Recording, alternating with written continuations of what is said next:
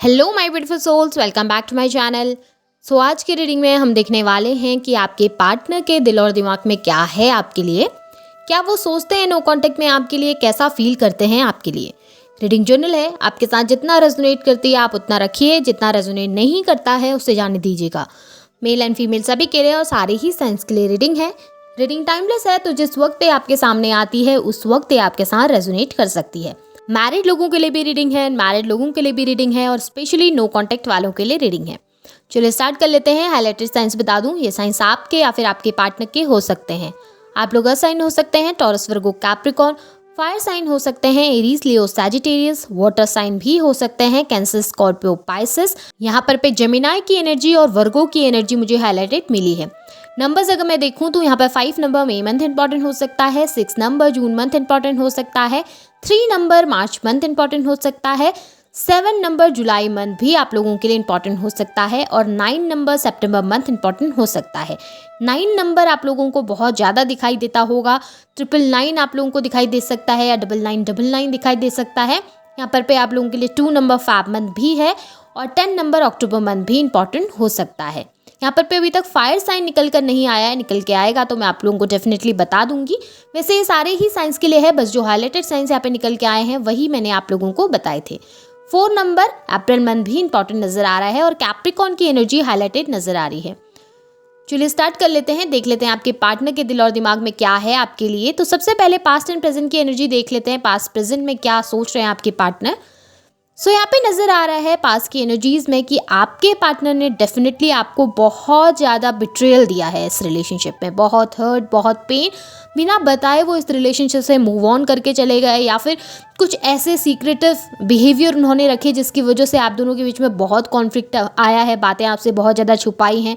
या फिर हो सकता है आपके पार्टनर ऑलरेडी पहले से मैरिड थे और आपको बताया नहीं उन्होंने, या फिर आपके होते हुए वो किसी दूसरे पर्सन के साथ इन्वॉल्व हो गए या आपको छोड़कर उन्होंने किसी दूसरे पर्सन से मैरिज कर ली। इस तरीके की एक एनर्जी जहाँ पर एक बिट्रेयल, एक चीटिंग दिखाई दे रही है आपके पार्टनर्स की तरफ से। ऐसा नज़र आ रहा है बहुत सारी बातें उन्होंने छुपाई आपसे और इस रिलेशनशिप में आपको क्लियरिटी नहीं दी। जहाँ पर पे उन्होंने आपको कमिटमेंट देना चाहिए था, आपके लिए स्टैंड लेना चाहिए था, आपके लिए खड़े होना चाहिए था, आवाज़ उठानी चाहिए थी, वहाँ पर पे उन्होंने आपका साथ नहीं दिया। जिस वक्त पे, जिस पोजीशन पे आपको आपके पार्टनर की सबसे ज़्यादा ज़रूरत थी उस समय पे उन्होंने आपको सबसे ज़्यादा अकेलापन फील कराया है। सबसे ज़्यादा इस तरीके की एनर्जी दिखाई दे रही है जहाँ पर पे आप बहुत अकेलापन फील कर रहे हो, अपनी तरफ से बहुत गिविंग रहे हो, बहुत लविंग और बहुत केयरिंग आपका नेचर रहा है, बहुत ज़्यादा एक इस तरीके की पर्सनालिटी, आप चाहे मेल हैं या फीमेल हैं, आपका जो नेचर था ना बहुत ज़्यादा मदरली रहा है अपने पार्टनर की तरफ। भले ही आप मेल ही क्यों ना हो, आपका नेचर बहुत केयरिंग था अपने पार्टनर की तरफ, उनकी फिक्र करना, छोटी छोटी बातें उनसे पूछना, हर वक्त उनसे बातें करना, उनके बारे में जानना चाहना, उनकी ख्वाहिशों को जानना चाहना, इस तरीके की एक एनर्जी जहाँ पर आप उनके बारे में सब कुछ पता करना चाहते थे, जानना चाहते थे, उनके लिए डिवोटेड थे। पर वो चीज़ें ना आपके पार्टनर की तरफ से दिखाई नहीं दे रही। ऐसा नज़र आ रहा है बस आप ही किए जा रहे थे अपनी तरफ से, आप ही कोशिश कर रहे थे अपनी तरफ से, आपके पार्टनर गिविंग नहीं रहे इस रिलेशनशिप में। ऐसा नहीं है कि स्टार्टिंग से ऐसा था, स्टार्टिंग में वो बहुत अच्छे रहे हैं, स्टार्टिंग में बहुत केयरिंग रहे हैं, लविंग रहे हैं, स्टार्टिंग में सब चीज़ें बहुत ब्यूटीफुल थी आप लोगों के बीच में। पर जैसे जैसे समय बीतता रहा या ये थर्ड पार्टी की इन्वॉल्वमेंट आप लोगों के रिलेशनशिप में होती रही या कहूँ फैमिली की इन्वॉल्वमेंट होती रही, आप लोगों का रिलेशनशिप कमज़ोर होता रहा और इस तरीके से कमज़ोर हो गया कि आपके पार्टनर ने आपसे डिस्टेंस क्रिएट कर लिया, मूव ऑन कर लिया और एक नो कॉन्टेक्ट सिचुएशन क्रिएट कर ली। सबसे बड़ी बात यह है कि उन्होंने इस नो कॉन्टेक्ट का ना कोई वैलिड रीज़न आपको नहीं दिया, कोई रीज़न आपको बताया नहीं और चुपके से आपसे दूर चले गए आपके पार्टनर। अब देखूं अगर मैं उनके दिमाग में क्या है तो यहाँ पे नज़र आ रहा है डेफिनेटली वो आपकी केयर करते हैं, फिक्र करते हैं, आपके बारे में ज़रूर सोचते हैं। ऐसा नज़र आ रहा है इन दिनों में आपने अपने ऊपर बहुत वर्क किया है, आप एक परफेक्ट पार्टनर बने। या तो आप सोशल मीडिया पे बहुत ज़्यादा एक्टिव हो गए हो आजकल कि अपनी प्रोफाइल पिक्चर करना, अपडेट बार बार अपडेट कर लेना अपनी प्रोफाइल को, या फिर बार बार अपडेट डालते रहना, बहुत ज़्यादा ट्रैवल करना, अपने आप के साथ समय निकालना, खुद को खुश रखना, या अपनी बॉडी पे आपने कोई वर्कआउट किया है, चेंजमेंट किया है, हेयर स्टाइल चेंज कर ली है, ड्रेसिंग सेंस चेंज कर लिया, ऐसा कुछ आपने कर रखा है आजकल जिसकी वजह से आपके पार्टनर थोड़ा सा ना आपकी तरफ एक अट्रैक्शन को फील करते हुए नजर आ रहे हैं, आपसे इंप्रेस होते हुए नज़र आ रहे हैं, आपको स्टॉक बहुत ज़्यादा करते हैं। यहाँ पे स्टॉकिंग एनर्जी मुझे बहुत ज़्यादा नज़र आ रही है, बहुत आपके बारे में जानना चाहते हैं, लोगों से आपके बारे में पता कर रहे हैं, आपकी प्रोफाइल को स्क्रॉल करते रहते हैं, फेसबुक में, व्हाट्सएप में, इंस्टाग्राम में आपको चेक करते रहते हैं। आपके पार्टनर डेफिनेटली आपके बारे में जानना चाहते हैं, वो आपके साथ समय बिताना चाहते हैं, वो जो मोमेंट्स आप लोगों ने एक दूसरे के साथ शेयर किए थे ना, उनको बहुत मिस करते हैं। वो फिर से वो क्वालिटी टाइम आपके साथ जीना चाहते हैं, कम्युनिकेशन आपके साथ करना चाहते हैं। एक हैवी कम्युनिकेशन यहाँ पे दिखाई दे रही है। डेफिनेटली उनके अंदर इच्छा है आपके पास आने की, आपको ऑफर करने की, बट ना एक बैरियर लगा के बैठे हुए हैं आपके पार्टनर अपने चारों तरफ। एक वो बैरियर जहाँ पर वो चीज़ों को कन्फेस नहीं करना चाहते कि वो क्या फ़ील कर रहे हैं, क्या नहीं फ़ील कर रहे हैं। अपनी ही इमोशंस को दबाते हुए, अपने ही इमोशंस को नेग्लेक्ट करते हुए ज़्यादा नज़र आ रहे हैं। या फिर हो सकता है ये बैरियर आपकी तरफ से क्रिएट हो गया, या तो आपने अपने पार्टनर को रिटर्न में ब्लॉक कर दिया है, या फिर आप उनसे एक डिस्टेंस क्रिएट कर रहे हो, एक दूरी बना कर रख रहे हो। जैसे आप पहले उनके आगे पीछे घूमते रहते थे, बहुत लल्लू पच्चू करते रहते थे उनके आगे पीछे घूमकर, वो एनर्जीज नहीं रही है आपकी, वो एनर्जीज आपने चेंज कर दी हैं। अब आप अपने आप के साथ समय बिता रहे हो, अब आप उनके पीछे नहीं लगे रहते, और आपकी इस एनर्जी की वजह से आपके पार्टनर आपकी तरफ आते हुए नज़र आ रहे हैं। अगर मैं उनके दिल में देखूं तो दिल में भी मुझे एक कन्फ्यूज़न नज़र आ रहा है आपके पार्टनर के अंदर। अब ये कन्फ्यूज़न ऐसा भी हो सकता है कि एक तरफ आप हैं इस रिलेशनशिप में और एक तरफ वो थर्ड पार्टी है इस रिलेशनशिप में, जिसके बीच में आपके पार्टनर ने एक चुनाव करना है कि उन्हें किसके साथ रहना है। आपकी तरफ लव और अफेक्शन दिखाई दे रहा है, उस थर्ड पार्टी की तरफ एक रिस्पॉन्सिबिलिटी दिखाई दे रही है। अब ये थर्ड पार्टी फैमिली मेम्बर्स हैं तो डेफिनेटली एक रिस्पॉन्सिबिलिटी उनके ऊपर है कि नहीं, ठीक है, उन्हें वो रिश्ता निभाना है, ज़रूरी है, इसलिए वो निभा रहे हैं, जिसकी वजह से वो उनके साथ जुड़े हुए हैं और उनकी बातें माननी पड़ेंगी। एक इस तरीके की एनर्जी जहाँ पर पे वो उन दोनों सिचुएशंस के बीच में एक कन्फ्यूज़न को लेकर घूम रहे हैं। पर हाँ, मैनिफेस्ट आपको बहुत ज़्यादा करते हैं, आपके बारे में सोचते बहुत ज़्यादा हैं, आपके साथ बीते हुए समय के बारे में बहुत ज़्यादा सोचते हैं, आने वाले फ्यूचर के बारे में बहुत ज़्यादा सोचते हैं। ना चाहते हुए भी आपके थॉट्स बार बार उनके माइंड में घूमते रहते हैं, ना चाहते हुए भी आपको बहुत ज़्यादा मिस करते हैं आपके पार्टनर।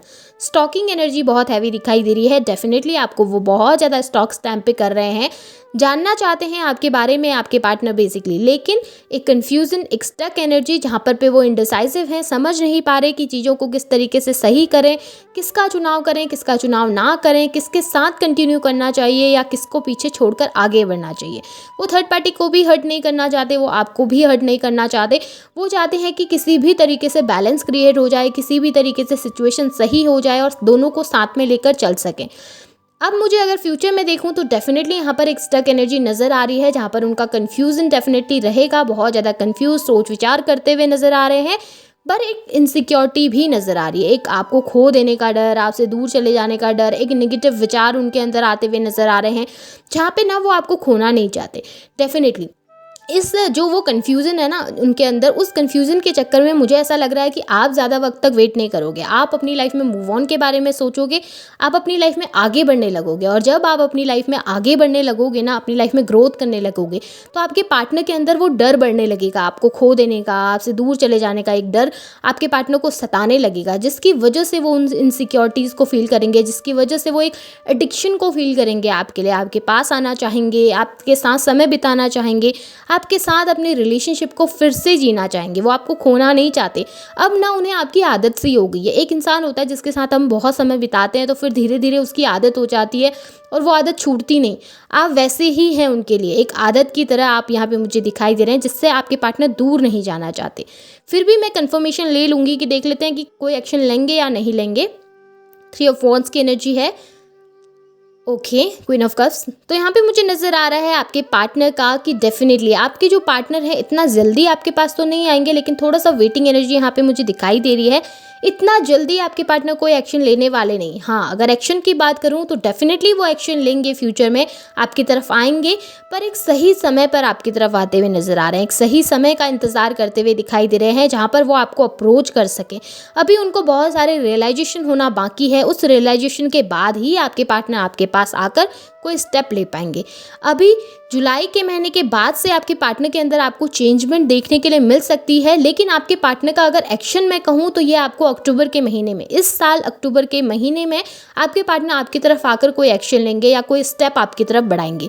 पर उनके अंदर बदलाव आपको जुलाई के महीने के बाद से ही देखने के लिए मिल जाएगा। आपके पार्टनर थोड़ा सा पॉजिटिव होने लगेंगे आपको लेकर, और आपके लिए डेफिनेटली फ्यूचर में एक एक्शन लेके आएंगे, क्योंकि आपको खोना नहीं चाहते, आपसे डिस्टेंस बर्दाश्त नहीं होती उनको। हाँ, इसके लिए आपने खुद के अंदर भी बदलाव करना पड़ेगा, खुद के अंदर भी थोड़ा चेंजमेंट करना पड़ेगा, खुद से प्यार करना सीखना पड़ेगा, खुद की एनर्जीज़ को पॉजिटिव करना पड़ेगा और स्ट्रॉन्ग ऑरा में आपने आना पड़ेगा। जब तक आप नहीं बदलेंगे, आपके पार्टनर आपकी तरफ नहीं आ पाएंगे। तो आपने बदलना ज़रूरी है, आपको चेंज होना ज़रूरी है, अपनी वैल्यू, अपनी वर्थ को पहचानना ज़रूरी है। और वही यूनिवर्स आपको कह रहे हैं कि अपनी वैल्यू करना सीखो थोड़ा सा। अब मैं कुछ गाइडेंस के कार्ड्स भी निकालूंगी, देख लेते हैं यूनिवर्स आपको क्या गाइड करना चाहते हैं इस समय पे, क्या बताना चाहते हैं यूनिवर्स आपको, आपने क्या करना चाहिए इस समय पे अपने रिलेशनशिप के लिए, अपनी लाइफ के लिए। ओके, जस्टिस का कार्ड है। डेफिनेटली आपसे यूनिवर्स कह रहे हैं कि आप पूरी तरीके से उनके ऊपर बिलीव रखिए, यूनिवर्स के ऊपर ट्रस्ट कीजिए, पूरी तरीके से सरेंडर कर दीजिए, क्योंकि जो चीज़ें आप डिज़र्व करते हो वो आपको ज़रूर मिलेगी। और आपसे एक और बात ये कह रहे हैं यूनिवर्स कि आपने अपने कर्मों पे ध्यान देना है।